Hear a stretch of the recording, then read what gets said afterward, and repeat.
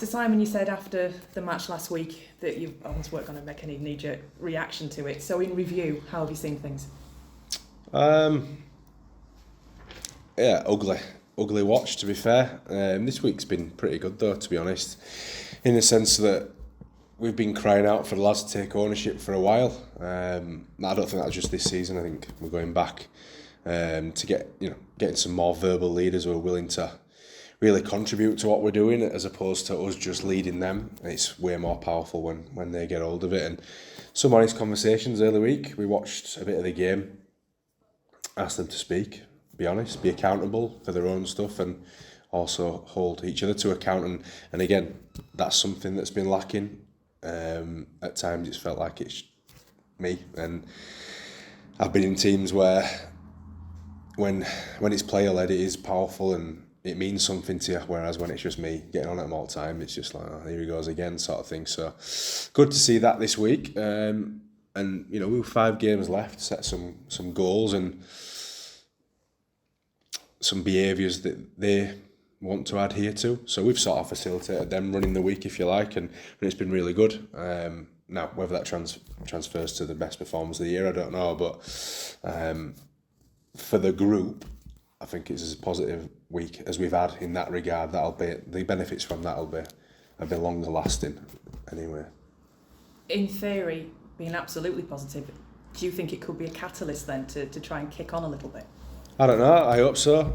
As I said, it's been crying out for that direction and ownership from the players, and I think they got hold of it this week. The proof will be in the pudding in the end, I suppose. But last week we're disappointing, and we've said it numerous times now because we faced a lot of difficulties throughout the year, and we faced them in that game as well. Losing 2 backs in a game, generally you're struggling regardless, but obviously where we are at the moment, it hurt us even more.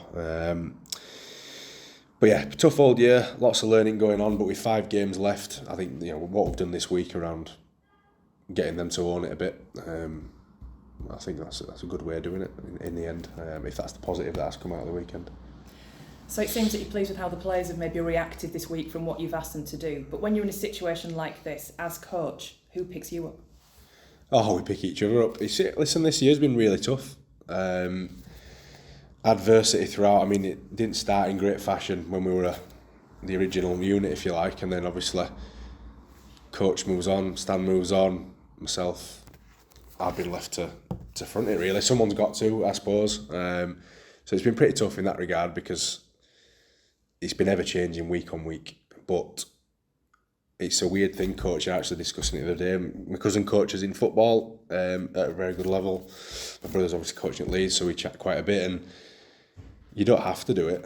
None of us have to. You choose to be here. So sulking and moaning about it's not something you'll see coaches doing. And they sulk and moan about performance and that. But we choose to be here. I love the job I do. It's been very difficult this year, as I've said.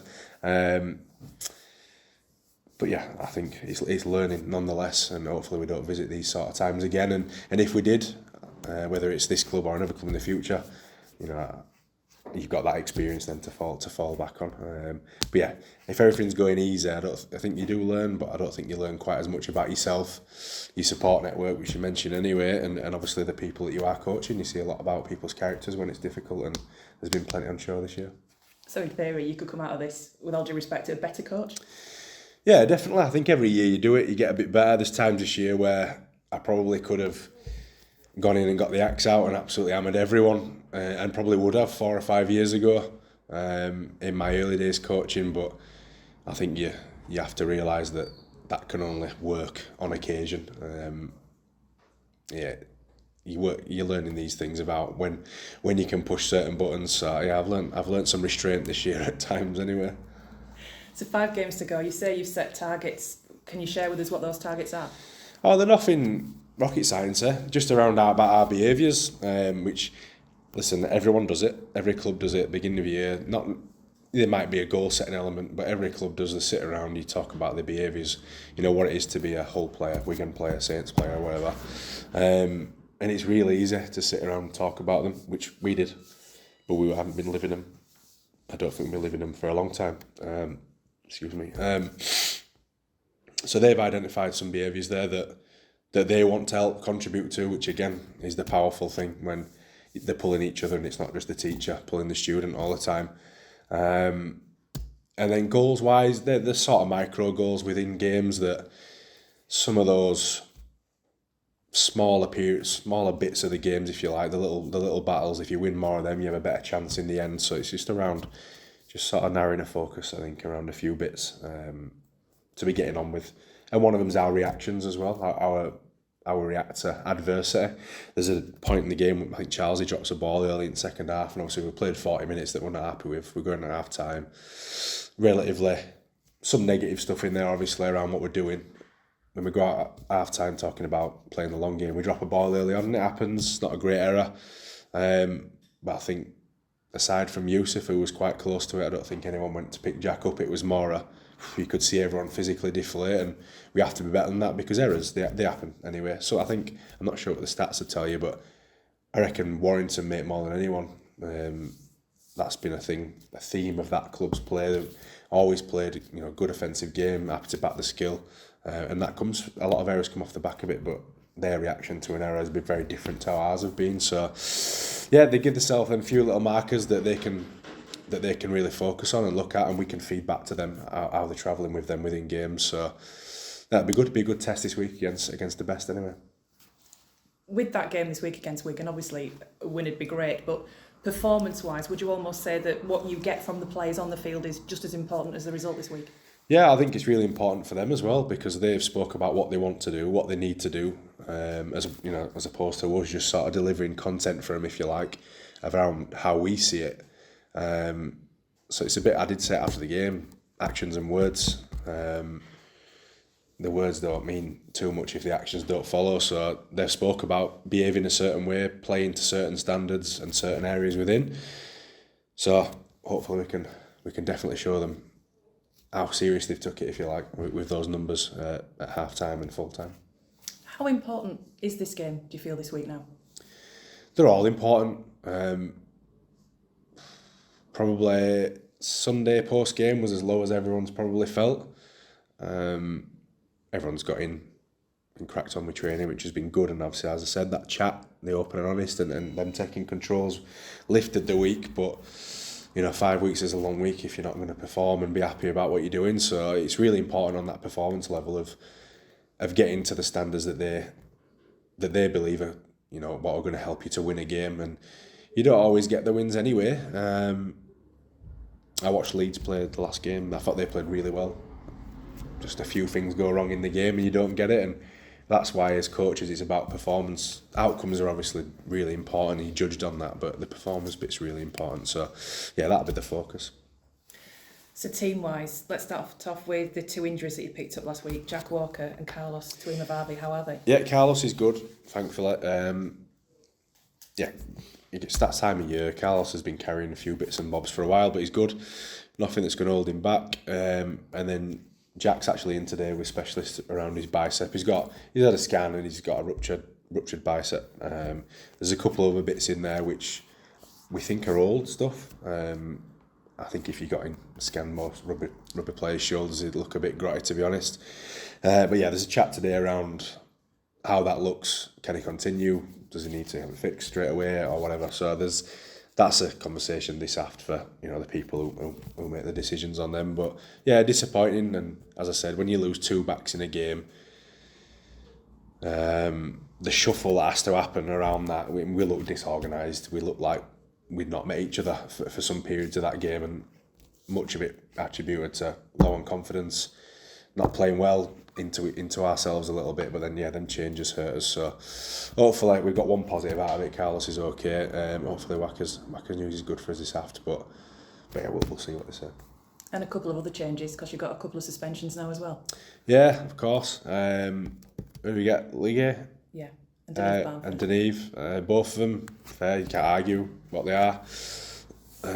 Late shot from Ligue was marginally late, but I think they get highlighted. Like it's not the first time, so obviously they pick you up. And Deneve's is just a sloppy, lazy, frustrated effort at the end, and probably, thankfully, the kid he did it to, Tyson, how do you pronounce his name? He gets up and, he lays down a bit because I think he did generally hurt him, but thankfully he's fine to carry on with his games, and Deneve will take his medicine and have to learn his lesson, won't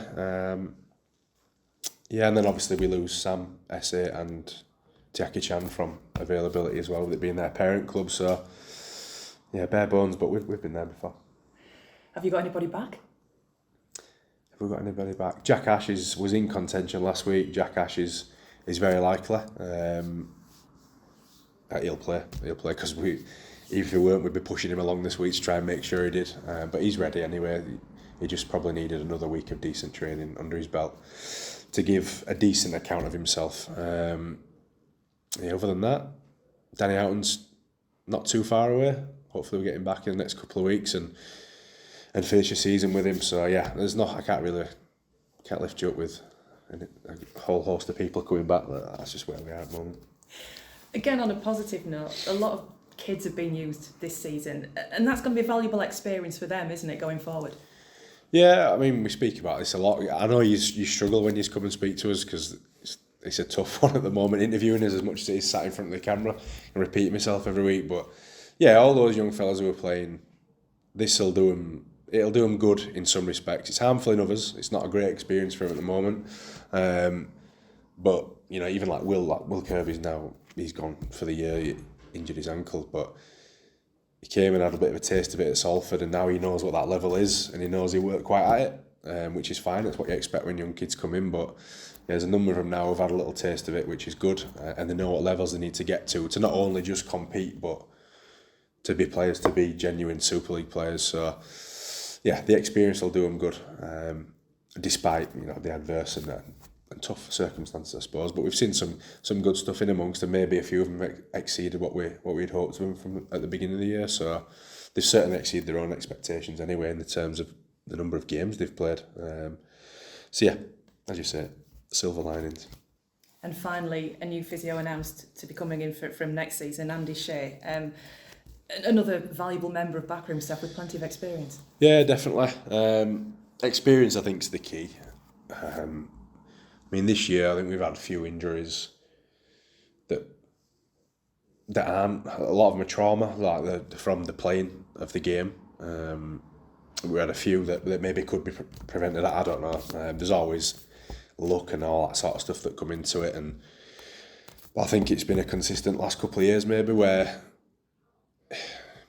if you want to spend however much every club spends on the first team squad, you need to make sure everything around it really does prop it up. And I think in that role, my experience in the game, I was in physio room more often than not. Having that experience and trust in that person is really important. And the guys doing a job at the moment, doing a great job, to be honest. But they're young and early in their careers. So I think it's a really good appointment for them and the whole department really to get someone with such experience that can, I won't say hold their hand because that would be disrespectful because obviously qualified people in their own right, but having a senior figure there to, I suppose, be an immediate reassurance or correction, if you like, that day-to-day critique to get better, because that's what they all want to do anyway. I think it's a good appointment for the club. Obviously well experienced, worked in some really good clubs in different sports as well, so he brings plenty to the table. Grix, start with a positive. How dare you? Go on. Kobe Wainhouse made his comeback finally after nearly a year for the academy. That's a huge box tick for himself, but for the club as well. Yeah. So I came and Kobe, I think he went for surgery maybe a few weeks after when I came. But Tony and Stan had big raps on him, and I think they would have probably played last year. He was going that well for the academy, and they might have had a look at him last year. So that shows that potential is nice to hear about, and he's done that tough 9 month slog, which very tough period, and he's come out the other side of it. He looks well. He's still a baby. Bit of a throwback forward, aggressive, carries the ball hard, tackles hard. He's not looking to do too much of the pretty stuff. Really enjoys the physical side at game, and he threw his body around in that game last week. I think it was last week, and he'll have a few more opportunities between now at the end of the year. And I think it's just like anyone off a long-term injury. he won't be rushed too much, and there's a lot of work to do. He's a bit, I won't say the word sloppy because that'd be unfair, but he's a bit rusty. But yeah, he certainly showed some signs in that game that he's one that they weren't wrong about, if you like, the potential of him. So yeah, good pre-season under his belt. Hopefully he pushes on next year and he starts, chipping away at the blokes that are in front of him. So we spoke to Kobe in favour this morning, and he actually said he's put loads of weight on. He's knocking on 100 kilos right now, so sounds to me like he spent the last 6 months in the gym putting size on. So yeah, he looks like a giant Richmond sausage, to be honest. He's put a bit on. I think rugby league, it's a tough game. We all know that, but your front rowers, you get the odd freak. I don't know if that's a nice word to say, but Delaney, the kid at Saints, he's a young kid who can go in and straight away compete with those blokes around him, and it's a tough job in the middle there. Not everyone can do that. You get one like him now and again, but I think you got to remember that in a late maturation spot where everyone, the physical development is really important, your front rowers is probably the toughest for them to hang on until the body gets to where it needs to be. So yeah, maybe a bit of again, another silver lining. We're getting real positive today, aren't we? For Kobe, that he's had the opportunity to spend that extra time on his other areas of his body while he's been training to get him to where he is now. But he's probably got 2-3 years, maybe more, 4 years. He's 18, just gone 18 not long since. So yeah, by the time he's 22, 23, we could have a real player on our hands. And I think it's in between now and then. It's managing that, and also there's a bit on Kobe as well, on how he recovers, because obviously we're only here for a number of hours a day. How he behaves and treats himself that'll dictate how long it takes him to get to where he needs to be. But I think there's definitely a player there. Good character as well, good bloke, got a bit of a, I'd say throwback, got a bit of a, what's the word? A bit of a cheeky chap as well, he's got a bit about him. So yeah, we're happy for him as well, off the back of that long injury, to get back in and go well. I think he played decent minutes as well for his first one back. So yeah, looking forward to seeing the best version of him when we get around to pre-season. A few of them young lads that spoke of the attitude and what they do off the field, there seems to be good people as well as players, so that bodes well. Another one's Logan Moy. I'm guessing he'll come straight back into your thoughts this week with Wigan being out. Yeah, definitely. So Moy, obviously there's a decision to make. We felt last week, and obviously hindsight's a wonderful thing, but the previous weeks we've been rolled through middle, so wanted to get Lane in there. He's one of our best defenders and he's fit real fit, so he can do that job for you through middle at field. Idea being we get Morgs back out in the halves for direction, if you like, and management stuff, but once again we didn't really get hold of the game, so it didn't work, and that's why we couldn't have Moy in last week. And Wacker, in fairness to Wacker had been the only one looking like making a break in the weeks leading up to it, so I went with him. And yeah, straight away he gets another opportunity, and he'll be fine. He's been fine whenever called upon before, so yeah, why don't we get back in and pick up where he left off, really. Just explaining that sort of, there's a lot of noise, like you said, hindsight, everyone's an expert with things like that, but how tough is it? Because obviously you've had there's been times this season where the team's picked itself because for necessity it's just been literally 17 blocks. Most weeks. When you've got an opportunity or to tinker it a little bit, how tough is that to make your decisions week to week? It's not that tough, to be honest. It just depends on what you've got, what problem it is. Because sometimes you change the team or you change the bench because of what might happen with the info you've got. So for example, if player X is carrying a knock, a back, that'll change what you do with your bench, because obviously if it's a frontline player who's seasoned and so on, you want them to go and have a crack of it and keep them on the field, but then you have to make sure you've got that cover and whatnot on the bench for you. So yeah, listen, in hindsight it's easy. You should have done that, you should have done that. You can only do it off what you've got in front of you, really. So yeah, I don't think anyone's a superstar at that. If the results go your way, you've done really well, haven't you? If they don't go your way, you've had a shocker. So that's just the way of it. Yeah, can't win, can you, sometimes? Rarely. So on the hooker front, Will Hutchinson's been named in a 21-man squad. I know you've been reluctant to put too many young kids in, but obviously with Deneve being out and Lady potentially playing a hooker again, is there any room for him this week? Or no, Hutch won't play for us. He's in the squad because there's a couple of them in that squad, if I'm perfectly honest, because we need to put 21 out, really. And just in case other people do get injured, come down with illness or whatever, they'll make their way in. But yeah, Will is another one. We've spoke about him. He's arguably he's one of the best nines in his age group, obviously playing for England. But another one, physical development important.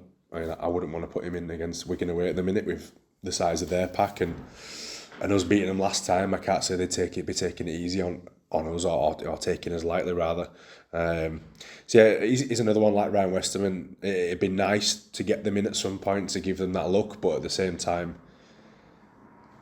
I've got to look his parents in the eye and let them know he's going to be all right. Do you know what I mean? So we need to be smart about that. But Hutch would jump in and he'd throw everything at it. I know he would, and I'm probably giving him a disservice there. He'd come out the other side of it fine. But there's a bit of risk involved. Added him to a team that's already got a number of regular faces or numbers 1 to 17 missing. So. He'll get his opportunity at the right time. He's coming in now, he's finished his college, as is Ryan. There's a few of them now joining in training, and we're seeing what they're about, which is good, and it gives them a bit of an head start around what full-time training is going to be like leading into pre-season. Some big games coming up themselves, haven't they? Will and Ryan, and obviously the academy and the reserves who can still reach both end of season finals. So is that a positive? Because I know it's not about results at that level, but you put them in the scenario, it's a pressure game, it's a knockout game. That can only aid development. Yeah, well, if you haven't played in penalty shootouts, if you haven't practiced them, when you get up there with the crowd screaming, that's a bit different, isn't it? I think everyone understands academy and reserves. It's development. It's not about necessarily winning, even though everyone plays to win. Otherwise, you just won't bother, would you? So we won't be picking teams around, or we'll make sure we've got them available for them for their academy or reserves. We'll pick the first team based on what's best for that group, and everyone else feeds off the back of that. But yeah, if the lads can get some playoff games in, I don't think it'll do them any harm, and see where it takes them. Getting used to winning is a nice thing for those young boys we're bringing in. I think we're bringing in some older blokes next year that have been used to winning and being in and around finals, if you like. So having some underneath that have been used to it, albeit at a different level underneath, I don't think that'd be too bad either. Speaking of those signings for next year, there's been a lot of comments like saying, there's stopgap signings and all signings that will be gone and revolving door in 2 years' time. But speaking to Rich and speaking to yourself, it seems a bit more strategy than that. They're there to bring much needed experience in, but also to mentor the young people that we're speaking about. Yeah, I think there's an obvious one for me. Obviously, it's not that obvious, but you can only go for what's available as well. It's not. That's the way. You must have heard tons of different people across the game talking about the playing pool's not as deep as it could be. So at any one time, how many people are off contracts in every position? 10, 15 years ago, there might have been 8 for every position. So now there might be 3 or 4, and every club's wanting to add people to their team. So you're going into a market where it's low on numbers, and plenty of people are in the same boat as you, and let's be honest, we're going after a rebuild at a time where players that are not plentiful, so it's difficult. So yes, while there's a strategy for experience, and this is not to take anything away from the players, there's just that reality as well. You can only go with what's there. It might, and I know I've said it, I'm not sure if any of them has had it, This problem we have at this club where we're at the bottom end of the table, it's been going that way for a while. Now, it might take that many recruitment cycles, I don't know, and to get back to where you would like to be, and that much time for them young kids to come and take the number 2, the number 7, or whatever it might be, to fill your team out. It's as simple as that, I suppose, that you can only go after what's there. There is a bit around that. We're going for experience because we do need it, but at the same time, that's just how it is. We can't go and buy people from other clubs. That's just not a thing that happens really in rugby league. Rarely, it does on occasion, but rarely. There's a lot of cost to it. So, yeah, our job and our thoughts around it as a coaching staff is the experience will come in, and it'll bring on them young kids, and then as the door turns again in a couple of years and it keeps going that way, we bring in less and less and we keep pushing up more and more. That's how you want it to be. I think Tony had a long time ago now, but he had a magic number of 3 where any more than 3 it changes your dynamic massively, which is what we need right now. But any less than 3 it doesn't change it enough. So if we can get to where we're getting it down to that 3 that 3-player mark, it'd be great, but how long it takes us to get to that, I don't know how that'll be. Obviously there's still more to come in as well, isn't there? Obviously with half-back and other signings, so I suppose it makes that process even harder, the fact that we're now September next week and you've still got 2 big signings to make. Yeah, that's Richie's problem to work with. Thankfully, I don't have to be the one on the phone chasing around and competing for players. Supply's short, demand's high, so it's not. It's not the funnest thing to be doing. But again, it has to be done, and once we get it, we'll get settled and we'll come up with a way of playing and that suits what we have, and just keep trying to progress from there. Really.